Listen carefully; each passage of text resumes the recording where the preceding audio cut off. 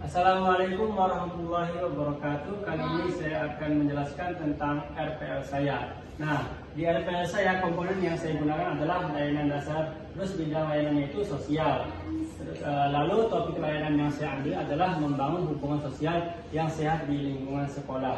Selanjutnya fungsi layanan. Jadi fungsi layanan yang saya ambil adalah pemahaman. Terus tujuan umum. Jadi tujuan umumnya adalah peserta didik memahami pentingnya membangun hubungan sosial yang sehat dengan teman sebaya. Tujuan khususnya yang pertama mengidentifikasi ciri hubungan sosial sehat, yang kedua menganalisis dampak perilaku sosial yang tidak sehat, yang ketiga menunjukkan sikap terbuka dan menghargai perbedaan, terus yang keempat menerapkan cara bersosialisasi yang baik.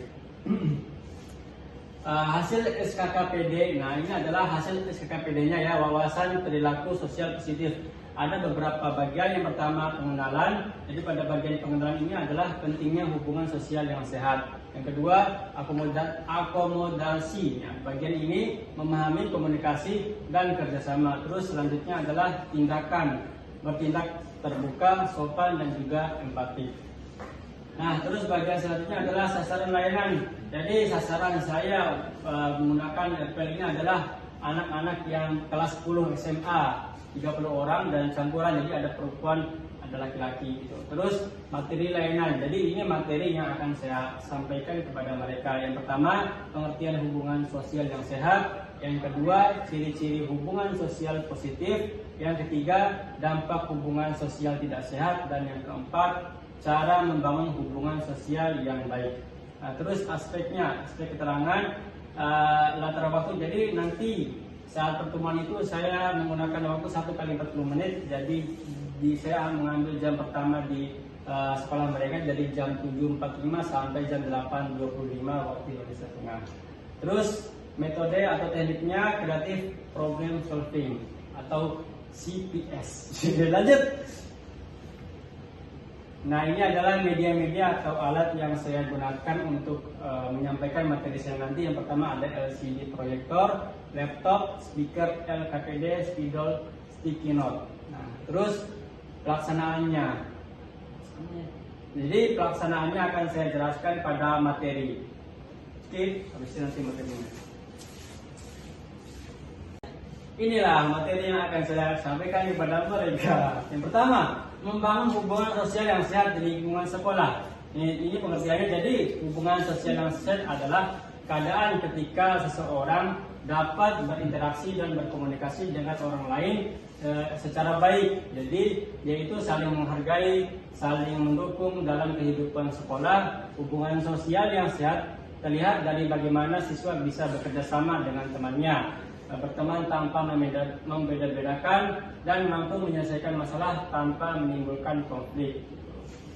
Terus setiap manusia pada dasarnya membutuhkan orang lain karena manusia adalah makhluk sosial.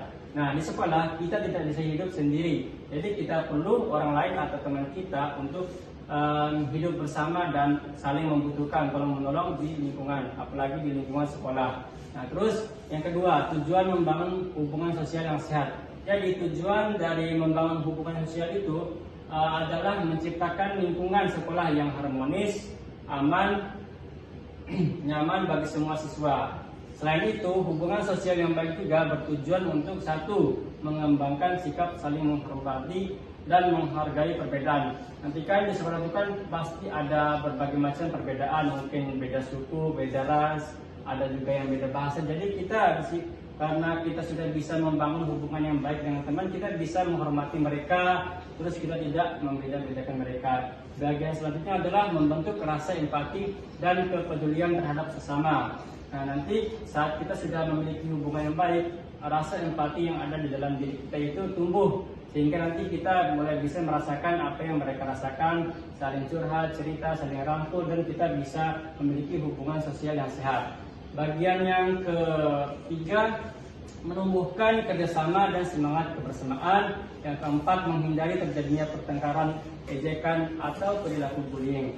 Yang kelima, mendorong terbentuknya suasana belajar yang positif dan menyenangkan. Nah, hubungan yang ciri yang ketiga ini hubungan sosial yang tidak sehat. Jadi kebalikan dari yang tadi ya, hubungan yang sehat. Jadi ciri-cirinya satu, dia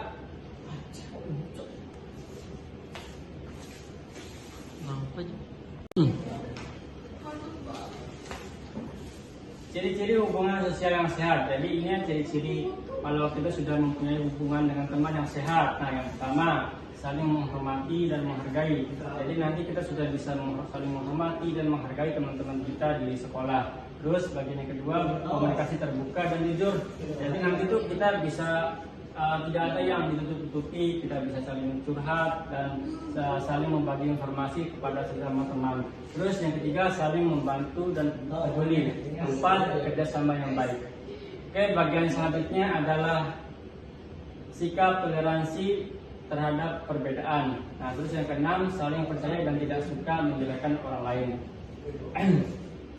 Dengan menjaga ciri ini, hubungan antar siswa di sekolah akan lebih nyaman dan juga baik. Nah, terus yang keempat adalah dampak dari hubungan sosial yang tidak sehat. Nah, ini adalah bagian sebaliknya dari yang sebelumnya, yaitu hubungan sosial yang tidak sehat. Ini ciri-cirinya. Yang pertama, salah paham dan bertengkar. Jadi karena hubungan sosial mereka nggak baik, mereka itu cenderung salah paham dan suka bertengkar. Terus mereka itu tidak mampu menyelesaikan masalah dengan baik. Nah, terus yang kedua, perasaan terisolasi ya, karena dia hubungannya nggak baik, jadinya dia nggak mau terbuka gitu, merasa terisolasi. Terus bagian yang ketiga, lingkungan belajar menjadi tidak nyaman. Yang keempat, timbul perilaku negatif seperti bullying. Jadi bullying itu cenderung terjadi karena hubungan kita dengan teman itu tidak terjaga dengan baik.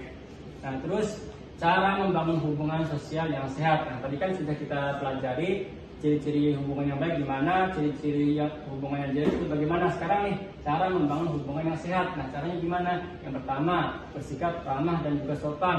Yang kedua, berani memulai pertemanan. Nah, jadi untuk memulai pertemanan itu kita jangan menunggu orang datang terus kita kenalan dan kita enggak. Kita harus berani mulai duluan gitu. Jadi kita berani memulai pertemanan. Jadi kalau udah kita lancar dalam membangun hubungan, jadi nanti teman kita bakal banyak gitu. Terus yang ketiga, menjadi pendengar yang baik gitu.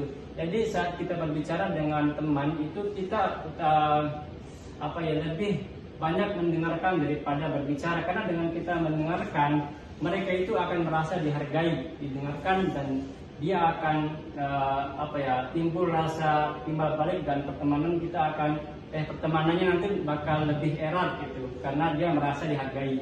Terus yang keempat, hargai perbedaan. Nah, nanti di sekolah itu kan bakal ada banyak perbedaan, beda pendapat, beda suku, beda ras, banyak lah. Ada beda fans, mungkin beda fans sepak bola, ada yang Liverpool, ada yang Barca, ada yang Madrid. Nah, kalau ada tim yang kalah, kita nggak apa-apa, kita harus menghargai perbedaan gitu. Nggak boleh saling mengejek ya. Terus yang kelima, hindari sikap egois. Egois ya, kalau salah ya udah salah gitu. Akui dia, kalau dia salah akui aja gitu. Kalau kalah akui kalah gitu. Terus kita nggak boleh merasa diri kita paling benar, nggak boleh gitu ya. Betul. Hindari sikap egois. Terus yang keenam, selesaikan masalah dengan cara yang damai gitu. Kalau udah berantem ya cari solusi, cari penengah di mana kita bisa mendapatkan jalan keluar yang baik gitu. Terus ikuti kegiatan sosial atau organisasi di sekolah. Nah, dengan kita mengikuti kegiatan organisasi, cara kita berkomunikasi dan mencari hubungan sosial yang baik itu akan terlatih. Nah, terus itu adalah cara-cara agar kita memiliki hubungan yang baik dengan teman kita. Nah, terus menutup, membangun sosial yang sehat bukan hanya bermanfaat untuk pertemanan, tapi juga untuk pertumbuhan kepribadian. Jadi nggak hanya berpengaruh untuk teman-teman kita sekitar, itu juga berpengaruh banget untuk kita diri sendiri. Apalagi nanti di dunia kerja mungkin kita akan bisa mudah bersosialisasi dengan rekan kerja, karena sudah terbiasa dari kecil gitu, sudah sering bersosialisasi gitu. Dengan menjalin hubungan yang baik, siswa belajar menjadi pribadi yang terbuka, empatik, dan bijak dalam bersikap. Demikian paparan materi RPL yang dapat saya sampaikan. Wassalamualaikum warahmatullahi wabarakatuh.